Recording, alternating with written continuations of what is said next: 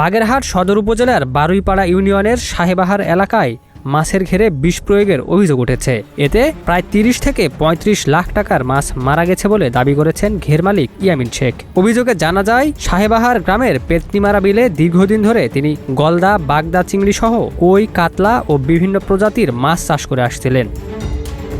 গত ৭ মে রাত ২টা থেকে সকাল ৮টার মধ্যে কোনো এক সময় দুর্বৃত্তরা ঘেরে বিষ প্রয়োগ করে বলে দাবি করেন তিনি। পরদিন সকালে ঘেরে গিয়ে দেখা যায় পানিতে ভেসে আছে মৃত মাছ। এতে প্রায় ৪০ লাখ টাকার ক্ষতি হয়েছে বলে জানিয়েছেন তিনি।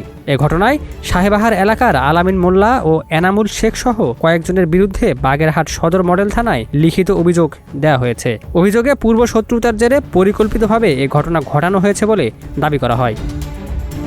ভুক্তভোগী ইয়ামিন শেখ বলেন, তিনি সুষ্ঠু বিচার চান এবং দোষীদের শাস্তি দাবি করেন। এদিকে থানা পুলিশ জানিয়েছে, এ বিষয়ে তারা একটি অভিযোগ পেয়েছে এবং তদন্ত করে আইনগত ব্যবস্থা নেওয়া হবে।